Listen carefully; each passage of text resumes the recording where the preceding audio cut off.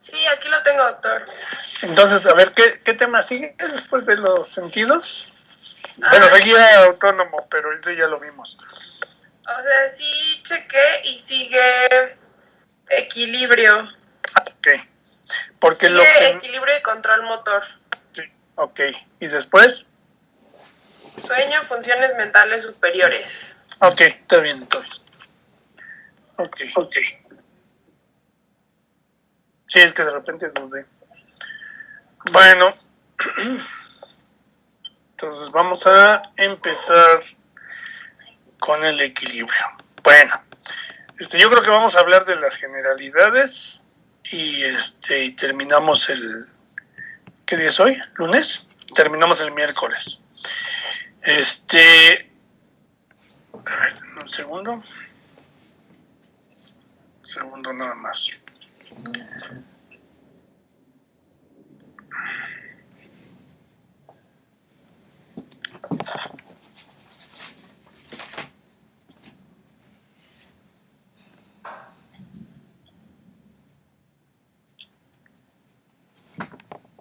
Ok, bueno.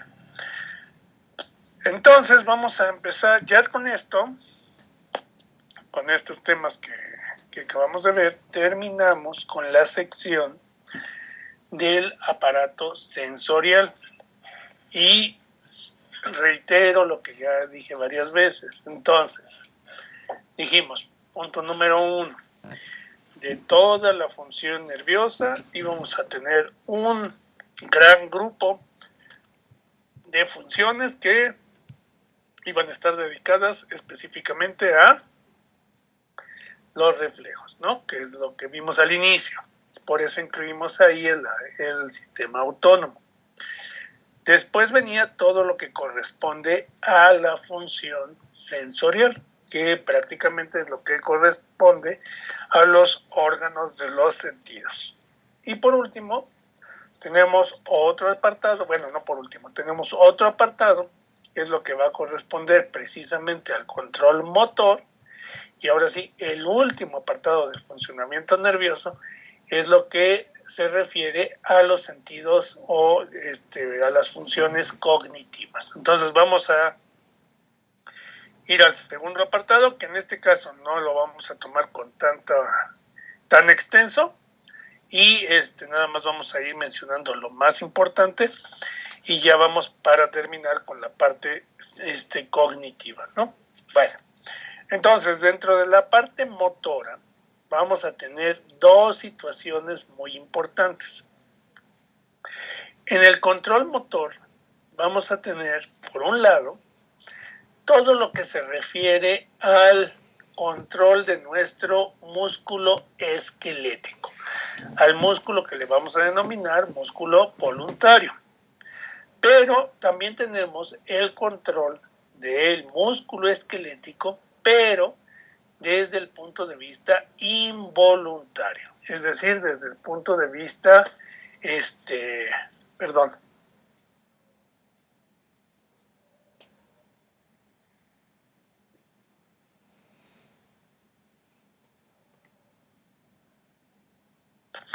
desde el punto de vista reflejo, ¿ok? Entonces, el primer apartado, vamos a hablar del equilibrio, que es involuntario y es reflejo, y ya después hablaremos brevemente del control motor, ¿ok? Bueno, entonces para iniciar con este tema, lo primero que tenemos que mencionar es a qué se refiere el equilibrio, qué características tiene y por qué existe, ¿verdad? Bueno, entonces lo primero, ya pasando a este tema. Nosotros somos individuos, digo, estas parecen obviedades, pero necesitamos entenderlas con claridad. Somos individuos que vivimos en la superficie de la Tierra, ¿verdad? Pues como todo lo que está en la superficie de la Tierra. Y todos los seres vivos, e incluso estructuras inanimadas que están sobre la superficie de la Tierra, se van a encontrar sometidas a la fuerza que genera la Tierra, ¿verdad? El planeta, que es la fuerza de gravedad, ¿verdad? Entonces, es una condición forzosa para nosotros que nos encontramos en estas circunstancias. Si viviéramos en otro planeta con una fuerza de gravedad diferente o incluso sin fuerza de gravedad, pues podríamos fantasear de que parte de estos sentidos tal vez ni siquiera existirían o estarían en una función muy disminuida, porque esto sí depende específicamente del medio donde estamos viviendo, que es este planeta y que es sometidos a la fuerza de gravedad. Bueno, ¿qué quiero decir con eso? Que la fuerza de gravedad que se ejerce en todo nuestro planeta provoca que todo lo que se encuentra en la superficie tiende a colapsar sobre la propia superficie. Es decir, se caiga, vamos a ponerlo en esas palabras, sobre la superficie. Sin embargo, colapse contra el suelo, vamos a ponerlo en esas palabras. Sin embargo, lo que nosotros podemos observar es que hay múltiples estructuras que se elevan a partir de la superficie. Y pues no hay que ir muy lejos, tenemos a los árboles, ¿verdad? Plantas, montañas, etcétera, muchas estructuras que se empiezan a elevar sobre la superficie. Y para no colapsar, requieren de mecanismos que les ayude a compensar, contrarrestar las fuerzas que se pueden ejercer en su contra y que tiendan a tirarlos, vamos a decirlo así, a que colapsen, ¿verdad? En el caso de los animales, y específicamente, por ejemplo, ya de los humanos, tenemos un añadido. No solamente nos encontramos sobre la superficie, no solamente nos encontramos bajo una base de sustentación, que son nuestros pies, en otros animales las patas, sino que más allá de eso, nosotros somos capaces de desplazarnos sobre la superficie. Entonces, no solamente tenemos que mantenernos de pie, mantenernos erguidos y soportar las fuerzas, sino que aparte vamos a estarnos desplazando, modificando a cada paso estas fuerzas, ¿sí? Y eso hace que el sistema sea extremadamente complejo. Entonces, para poder ajustar la posición de nuestro cuerpo, la fuerza de cada uno de nuestros músculos, poder ajustar la fuerza con respecto a nuestro esqueleto y mantenernos siempre de pie, requerimos de un sistema que esté detectando cómo se encuentra nuestro organismo, nuestro cuerpo, con respecto al ambiente en el que estamos. Y ese sistema va a ser el sistema del equilibrio. Entonces, el sistema del equilibrio, su principal función es la de detectar las distintas posiciones que pueden tener la cabeza, el cuello, el cuerpo, los pies, etcétera, y detectar cómo se están llevando a cabo las distintas fuerzas, cómo están actuando distintas fuerzas sobre nuestro organismo y cómo debemos de compensar esas fuerzas para evitar ¿qué cosa? Para evitar colapsar, o en palabras llanas, para evitar caernos, ¿verdad? De eso se va a tratar el sistema del equilibrio. Bueno, entonces, punto número 1. El sistema del equilibrio es un sistema que está constituido por varias partes. Es decir, no es exclusivo, ojo con esto, no es exclusivo solamente del sistema vestibular. Ahorita vamos a irlo hablando. Pero lo que quiero que se entienda es sistema vestibular, que es en lo que en muchos libros o muchas personas lo confunden, es una parte de todo el sistema del equilibrio. ¿Ok? Ahorita voy a todo eso. Entonces, punto número 1. El sistema del equilibrio es un sistema complejo. Y ahora voy a cambiar un poco la temática con respecto a los otros temas para que entendamos. Fíjense bien. No voy a hablar de la vía, nada más quiero ejemplificar. El centro de todo el sistema del equilibrio lo constituye el núcleo vestibular. Ese va a ser el corazón del sistema, el núcleo vestibular. que es el lugar a donde va a llegar toda la información de las distintas partes de nuestro cuerpo, ¿ok? Es el que concentrará toda la información, núcleo vestibular, y entonces es un núcleo extremadamente importante. Por ende, una lesión del núcleo vestibular, pues ¿qué implica? Implicará dos cosas muy importantes. Una, que el individuo no pueda mantenerse de pie y que no pueda deambular sobre la superficie de la tierra. Y entonces esta palabra que estoy usando de que va a colapsar, pues se va a caer, ¿verdad? No va a poder mantenerse contrarrestando las fuerzas de gravedad. Bueno, y aquí observamos dónde vamos a tener el núcleo vestibular. Ahora, después lo voy a retomar. Nada más ahorita quiero que se tome el concepto. Lo que estamos observando es que en el núcleo vestibular nacen y llegan distintas vías. Y a las vías las vamos a dividir en tres partes. Lo que corresponde a la vía superior, lo que corresponde a la vía cerebelosa y lo que corresponde a la vía inferior. Entonces, ya estamos viendo otra vez que el núcleo vestibular es el corazón de todo este sistema y que a partir de ahí voy a tener vía superior, vía cerebelosa, vía inferior. Son tres partes que constituyen a este sistema. ¿Ok? Bueno, entonces ahorita únicamente nos vamos a referir, para empezar, a lo que corresponde a la vía superior. Ya en la siguiente clase hablamos de las otras. ¿Por qué se le va a denominar vía superior? Porque pues, la información va a ir hacia dónde? Hacia la cabeza. ¿Ok? ¿Queda claro?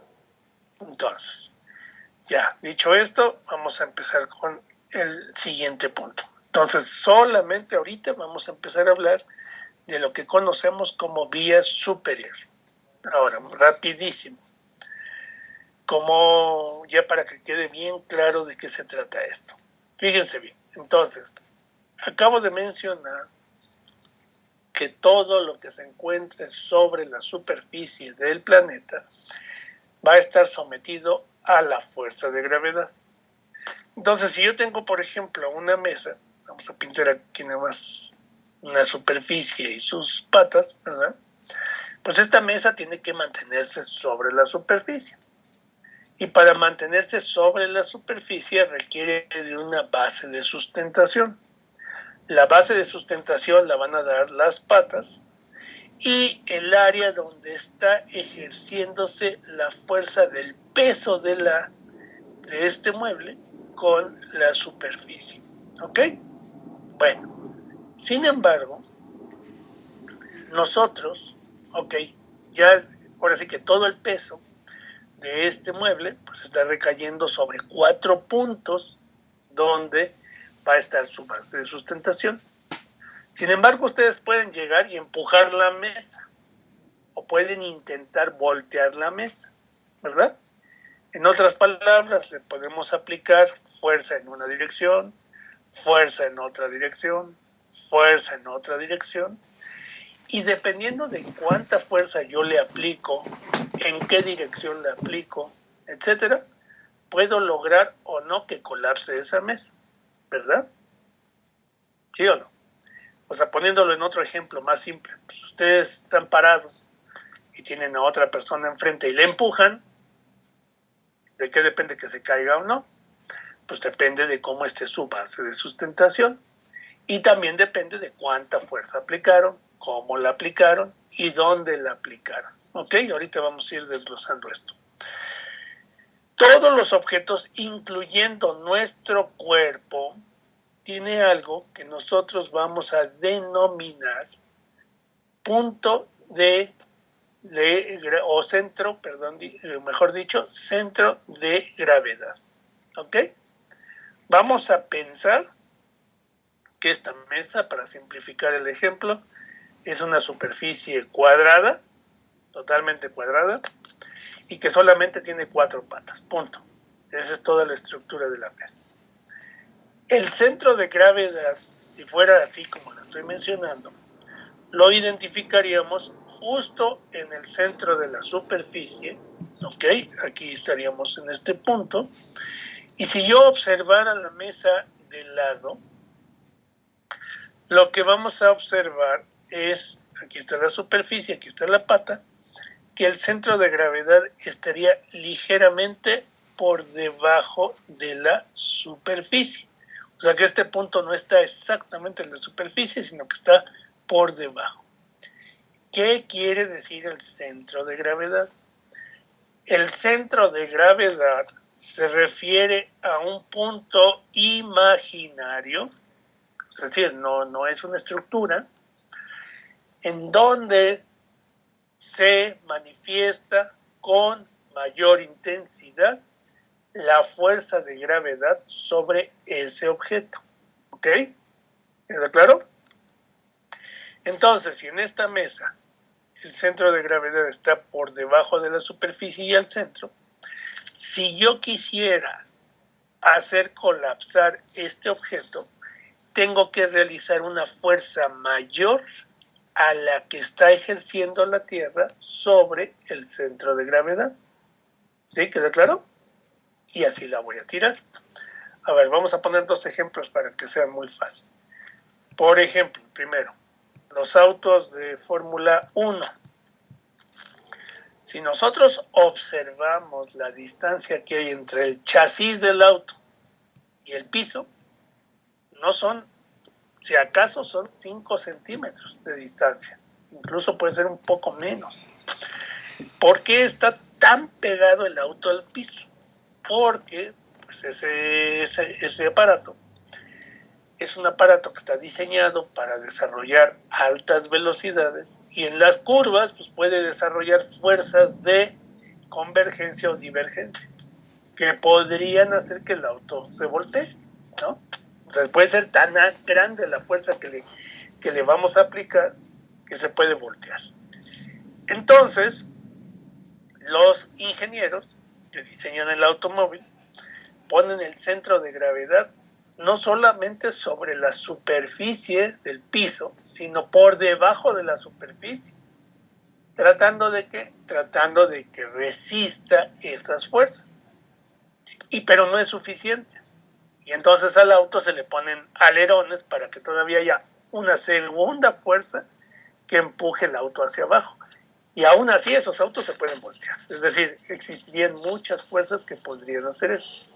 Entonces es un ejemplo, ¿no? Segundo ejemplo, en el fútbol americano y en la lucha grecorromana, esos dos deportes, cuando se enfrentan, por ejemplo, en el fútbol americano, los linebackers, pues no están parados uno enfrente del otro, ¿no? Pues eso no lo hacen. Toman una posición en donde ellos lo que hacen es adquirir una posición disminuyendo la altura de la persona. ¿Sí o no? O sea, están en cuclillas o agachados o lo que se quiera. Lo mismo ocurre con los dos que van a hacer lucha grecorromana. ¿Por qué? Porque el objetivo es que ante el primer movimiento chocan los dos. Y al chocar, pues la idea es que uno tire al otro. ¿Qué es lo que están tratando de hacer ellos? Pues bajar el centro de gravedad. Entonces, otra vez, mientras más bajo es el centro de gravedad, más fuerza tengo que aplicar para poder tirar ese objeto o esa persona, ¿no? Último ejemplo, ya. Entonces ustedes me van a decir, bueno, ok, sí se entiende, pero entonces ahora, ¿cómo es que podemos hacer edificios extremadamente altos, ¿no? Como los que hay en ¿cómo se llama? Se me acaba de ir el nombre. Bueno, en Asia, ¿no? Esos que tienen los récords de Kuala Lumpur y todos esos lugares, ¿no? Donde tienen los récords de altura de los edificios. Bueno, pues los ingenieros tienen que calcular en dónde se va a ubicar, de acuerdo a toda la estructura del edificio, dónde se va a ubicar el centro de gravedad del edificio y cuánta fuerza puede soportar para que se caiga. Entonces, por eso, cuando los ingenieros diseñan los edificios, dicen, pues este edificio soporta una fuerza de un temblor de tantos o una fuerza del viento de tantos, porque está en función de cómo calcularon el centro de gravedad. Y de hecho, ya en este tipo de edificios existen mecanismos de contrapeso que ayudan a contrarrestar esa fuerza. Que si el edificio se mueve hacia la derecha, pues el contrapeso hacia la izquierda, y eso ayuda a incrementar el centro de gravedad. Bueno, ok, ya toda esa historia solamente es para que se entienda qué cosa es el centro de gravedad. Ahora, nuestro cuerpo también tiene un centro de gravedad. Insisto, no se refiere a una estructura física, ¿ok? Es el punto promedio donde se va a ejercer con mayor intensidad la gravedad sobre nuestro cuerpo. Entonces, punto número 1, el centro de gravedad se va a encontrar sobre la línea media de nuestro cuerpo. Y punto número 2, se va a encontrar a la altura de la cadera, ¿verdad? En la pelvis. Y punto número 3, si observamos, vamos a encontrar la articulación sacrocoxígea y ahí vamos a encontrar una protuberancia. Y justo a esa altura, ligeramente anterior a esa estructura, vamos a encontrar el centro de gravedad.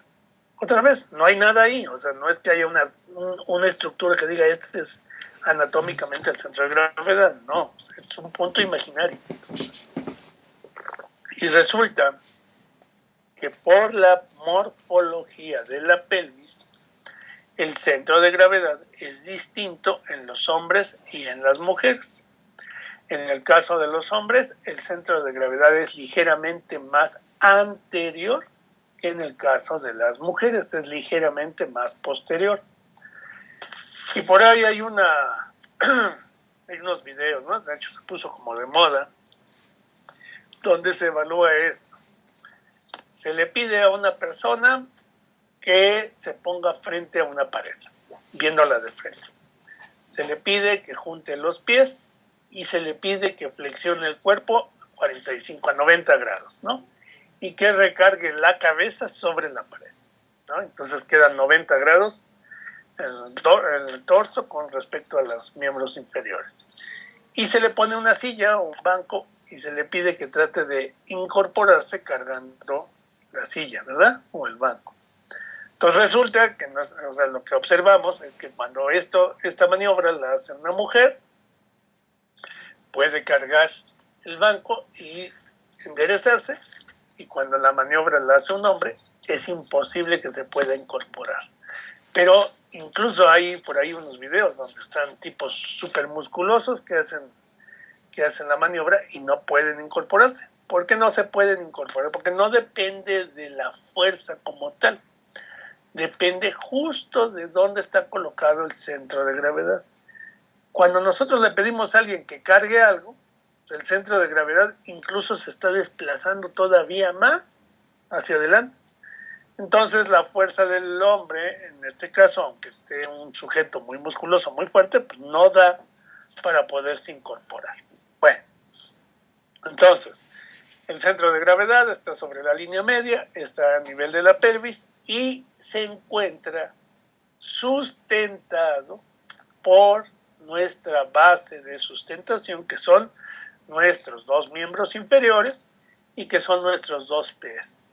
Entonces, en pocas palabras, ya para terminar con esta introducción, para evitar que un sujeto caiga o colapse, se requiere, o que un objeto también colapse, se requiere que el centro de gravedad se encuentre sustentado por una base de sustentación, es decir, que lo soporte.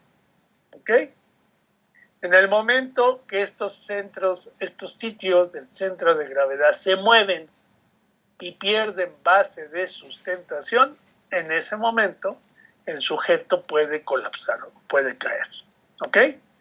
Entonces, todo el sistema del equilibrio, de lo que se trata, es de estar detectando las distintas fuerzas que va a estar recibiendo nuestro cuerpo y realizar los ajustes musculares pertinentes para mantener el centro de gravedad bajo una base de sustentación. ¿Queda claro? Entonces, en todo este asunto es para tratar de explicar qué cosa hace el equilibrio. Bueno, ok. Voy a tratar de no meterme a tanto detalle. Voy a tratar de acelerar esto para que tampoco no se haga tan pesado. Bueno, punto número 1. Vamos a empezar a nivel de la cabeza. Entonces, a nivel de la cabeza vamos a encontrar un sistema que se le denomina el sistema vestibular. Y el sistema vestibular va a ser el encargado, ojo con esto, pongan mucha atención, el sistema vestibular va a ser el encargado de detectar qué fuerzas se pueden estar ejerciendo sobre la cabeza. Es decir, sistema vestibular única y exclusivamente va a estar dando información sobre el tipo de fuerzas que están afectando a la cabeza. ¿Ok? Nada más. No al resto del cuerpo. Ok. Y el sistema vestibular lo vamos a dividir en 2 partes. O 3 si gustan ustedes. Entonces, punto número 1. Vamos a encontrar unas estructuras que les vamos a denominar los conductos semicirculares. Entonces, la primera estructura que conforma el sistema vestibular son los conductos, los conductos semicirculares, de los cuales vamos a encontrar 3 conductos. Un conducto que le denominamos horizontal, justamente porque tiene esta disposición, un conducto anterior y un conducto posterior. Ahorita les muestro otra imagen que se ve más claramente. Entonces, primera estructura del sistema vestibular son los conductos semicirculares. Y la segunda parte de las estructuras que conforman el sistema vestibular son 2 estructuras que les vamos a denominar el utrículo y el sáculo, que se encuentran a la base, ¿sí? En el área, o sea, se encuentran adyacentes, pegados, ¿verdad? En la base de los conductos semicirculares. ¿Ok? A ver, ahora, entonces vamos a ver otro dibujo. Entonces, cuando observamos a los conductos semicirculares, ya lo había yo mencionado cuando hablamos del oído. Dijimos, estos conductos también se van a encontrar en lo que corresponde a la porción petrosa del temporal. Y dijimos que estaban vecinos a la cóclea, ¿ok? Que nada más era una relación anatómica, que no es una relación funcional. Bueno, aquí en este dibujo lo importante es que ustedes observen con mayor claridad que los conductos semicirculares se encuentra uno anterior, uno posterior, uno horizontal, y que tanto el anterior como el posterior se encuentran a 45 grados con respecto a la línea media, ¿sí? Es decir, no está alineado con la línea media, y eso tiene algo muy importante, una razón muy importante por la cual es así. Bueno, entonces dije, los conductos semicirculares y el utrículo y el sáculo tienen como función detectar los movimientos que se llevan a cabo en la cabeza. Vamos a poner un ejemplo muy simple, a ver si se comprende este dibujo, si no, ahorita vamos a poner el ejemplo.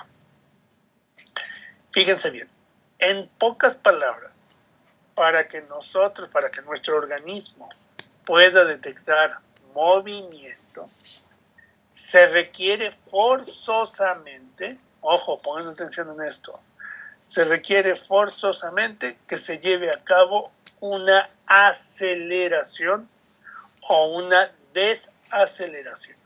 ¿Ok? Lo repito, para que nuestro cuerpo pueda detectar que existe movimiento, se tiene que llevar a cabo un movimiento de aceleración o desaceleración. Esa es la razón por la cual cuando se suben a un avión y pues el avión va, no sé, a 500 kilómetros por hora, que puede ser una velocidad muy alta, ustedes no perciben movimiento. ¿Y por qué no perciben movimiento? Porque va a velocidad constante. Y al ir en velocidad constante, pues no hay aceleración ni desaceleración. Cuando cambia de velocidad o cuando cambia de altura el avión, entonces sí percibimos movimiento. ¿Ok? El otro ejemplo es, para que se entienda perfectamente, si tenemos una caja de zapatos vacía, es el ejemplo típico. Tengo una caja de zapatos vacía y le pongo una canica, una esfera dentro. Y de repente muevo la caja en una dirección, es decir, provoco una aceleración en una dirección. Y lo que está adentro, ¿qué hace? Se mueve por inercia, por movimiento inercial en dirección contraria. ¿Sí queda claro? Entonces, los movimientos de aceleración o desaceleración van a provocar un movimiento inercial en dirección contraria. Ok, de eso se trata. Entonces, ¿cómo lo va a hacer?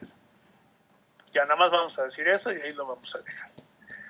Existen dos tipos de movimientos. Pongan atención en esto. Dos tipos de movimientos de aceleración. Un movimiento que le vamos a denominar movimiento de aceleración lineal y otro movimiento de aceleración que le vamos a denominar aceleración angular. Como el propio nombre lo está diciendo, la aceleración lineal implica que nos estamos moviendo en un solo eje. No importa cuál eje es, pero no variamos la dirección, vamos sobre un solo eje. ¿Sí se entiende? Puede ser el eje horizontal, el eje vertical, un eje inclinado, no cambiamos. Y el movimiento de aceleración angular implica que nos estamos moviendo sobre varios ejes. Entonces, vamos a ver aquí. Si ustedes ven este dibujo, en donde nosotros tenemos la capacidad de rotar la cabeza en varias direcciones, cada uno de esos movimientos implica un movimiento de aceleración angular. ¿Por qué? Porque no nos estamos moviendo en un eje, nos estamos moviendo en varios. Si se suben a un automóvil o a un avión y el automóvil o el avión va en línea recta, frena o acelera, bueno, ahí estoy provocando la aceleración lineal. ¿Ya se entiende la diferencia? ¿Queda claro? Si se suben a una montaña rusa, pues entonces tendríamos pues aceleración, por ejemplo, cada vez que toman las curvas, etcétera, aceleración angular. ¿Ya queda clara la diferencia? Bueno, entonces ya insisto, para que ya se están saturando. Los conductos semicirculares van a estar especializados para detectar movimientos de aceleración angular, como los que estamos viendo aquí en la imagen, donde todos los movimientos rotatorios que puede realizar nuestra cabeza van a ser movimientos angulares y van a ser detectados por los tres conductos semicirculares. Dependiendo de la dirección del movimiento, lo podrá detectar el semicírculo horizontal, el semicírculo anterior o el semicírculo posterior. ¿Ok? ¿Queda claro? Entonces, semicírculos son los especializados para detectar movimiento o aceleración angular. Y utrículo y sáculo son los especializados para detectar aceleración lineal. ¿Ok? Último punto. Ya, nada más vamos a decir cómo funcionan los semicírculos y se acabó. Todos los semicírculos, otra vez, al igual que la cóclea, ya lo habíamos dicho, son cavidades que se encuentran dentro de la porción petrosa del temporal. Ok. Y en todo el semicírculo vamos a tener a la perilinfa que va a estar llenando el semicírculo. ¿Ok? Bueno, en la base del semicírculo vamos a encontrar una estructura dilatada que le vamos a denominar la ampolla. Cada uno de los semicírculos en su base tiene una estructura que se observa dilatada y que le vamos a denominar la ampolla. Y es justamente en esa ampolla, en esa estructura, donde se va a encontrar el órgano sensorial. Y el órgano sensorial está constituido por dos estructuras.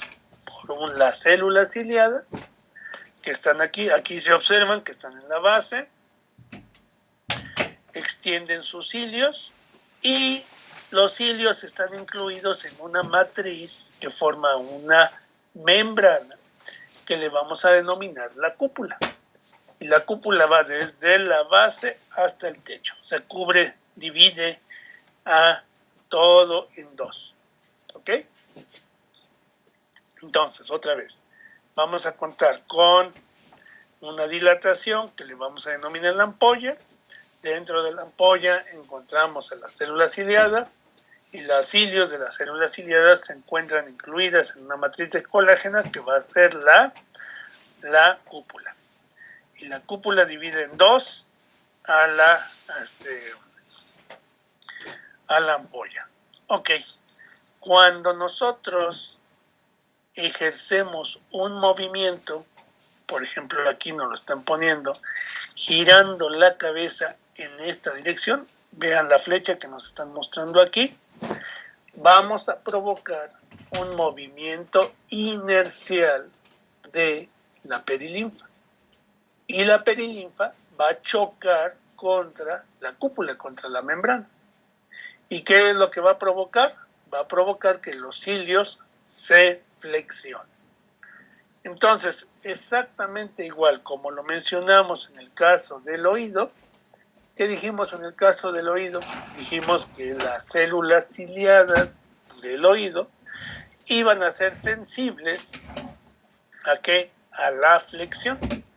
Y que si se movían en una dirección, podían despolarizarse, si se movían en otra dirección, no respondían. Estas células ciliadas son exactamente iguales. Entonces, otra vez, provocamos el movimiento en una dirección, generando una aceleración angular. La perilinfa se moverá por una aceleración inercial, choca contra la cúpula, mueve los cilios y estos detectan la dirección del movimiento.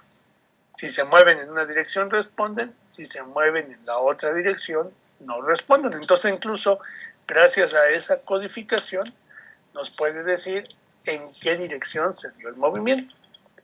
Y ya, para irnos, ¿de qué me sirve detectar ese movimiento? O sea, ya quedó claro. Entonces, este es el mecanismo a través del cual detecto los movimientos de la cabeza. Ahora, ¿para qué quiero detectar los movimientos de la cabeza? Pues para hacer un ajuste muy importante. Si yo muevo la cabeza, todas las estructuras de nuestra cara, de nuestra cabeza, se están moviendo, obviamente. Y dentro de estas estructuras, ¿qué se va a mover? Se van a mover los ojos. Y una de las situaciones más importantes que nosotros requerimos es de conservar el campo visual. Es extremadamente importante siempre tener una percepción del campo visual. Entonces, si yo provoco el giro de la cabeza en una dirección, es importante que los ojos se ajusten y se alineen con la cabeza para ahora percibir el campo visual de esa área. ¿Sí queda claro?